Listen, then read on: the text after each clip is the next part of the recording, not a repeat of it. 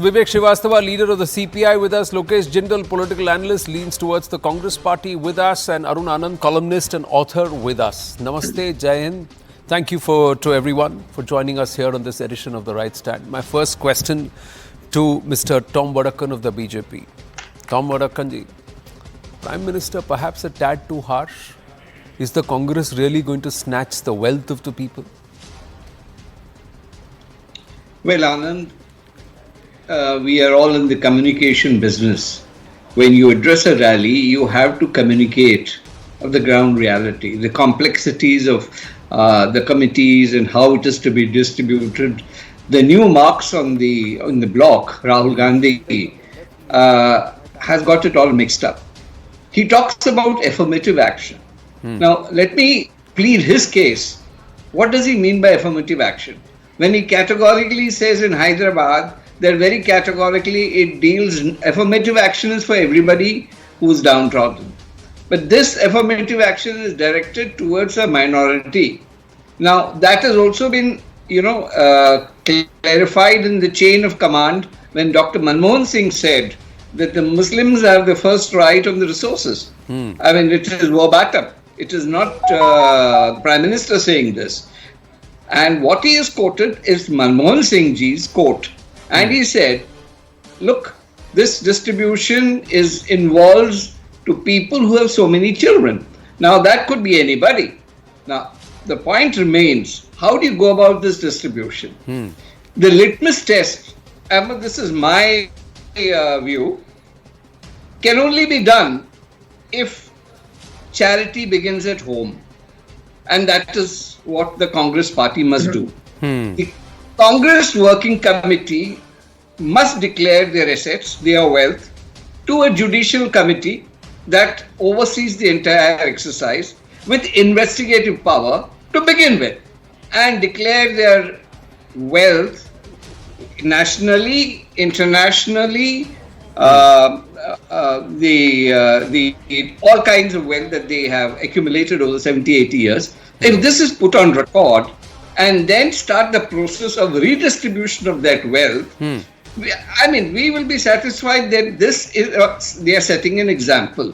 So Rahul Gandhi should start from home. I don't think Priyanka Vadra would agree to this. But anyway, the new marks that is on the block has decided to do that. So let them do the litmus test with themselves first, and then experiment with the entire country. Because this exercise which they are talking about, if this is, you can call it Robin Hood kind of a system, but this is pure dacoity.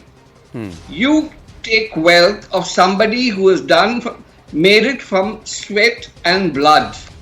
His property or whatever he has made is assessed by a third party and then distributed to whom? To people, like Manmohan Singh says, to a particular community. Now, is that acceptable? Is this part of democratic concept? Is this part of our constitution?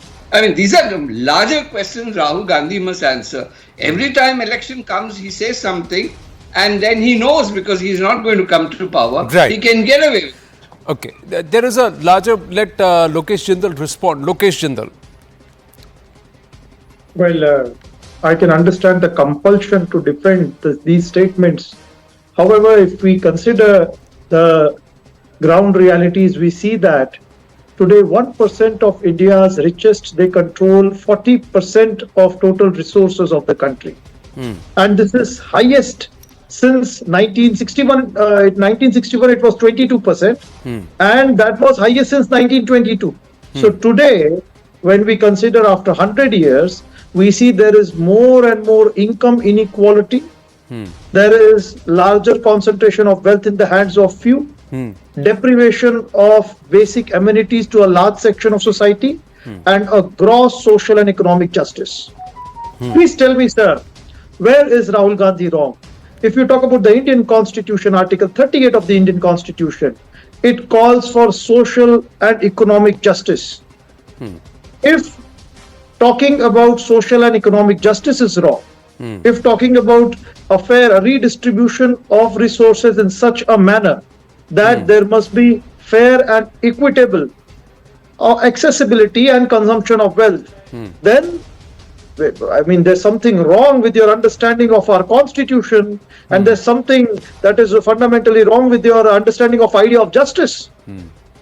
And the remarks that have been made that the party is eyeing at Mangal Sutra and all, that amounted to a severe violation of Model Code of Conduct, and a position who's the Prime Minister of this country, the highest of all positions, stating in such a manner is deplorable, sir. That is something which cannot be justified in any manner. Correct. It amounts to a severe hate speech. So, those who are saying that what the Prime Minister said amounts to a severe hate speech don't believe in practicing what they preach. The Prime Minister of the country is No, I'm occupying just the asking constitutional... those who are claiming this, they don't believe in practicing what they what they preach. So they can go ahead and say whatever they want. They can go ahead and do whatever they want, and they will not apologize, despite being oftentimes even held and sermonized by the courts themselves. Anand, And they can go ahead and say whatever they want, but somebody else absolutely should not. toe the line. They can No, go Anand, stand on the absolutely. streets and say, call up whoever and say, because your name is this, you are in this place, and whoever is your owner, whatever based on that person's name, go ahead and brand that person whatever. And all of that is par for course. Anand, we must condemn all such forms No, of I'm statements just coming asking from you. any side. No, I'm just asking you. Is there this whole aspect of let's practice what we preach? If you believe an equitable distribution of wealth, sir, should the party who's espousing it in its manifesto practice what it preaches? Is there an equitable distribution of wealth, and is there democratization of power even within the party itself, sir? First of all, the equitable distribution of wealth has more to do with the policies of the government. I'm asking if you're trying to democratize the economy and democratize power and democratize control, is it democratized even within the Congress party? Yes, Is it even walking and talking its own, practicing what it preaches? Is a question that Mr. Tom Wadakan also asked. Let's just bring in Vivek Srivastava and Arun Anand. Arun Anand, this concept, sir, is neo-economists in the West. About 5 years ago, this was spoken about, where they wanted to democratize economy. What's the neo-left, the neo-liberals' answer to the capitalist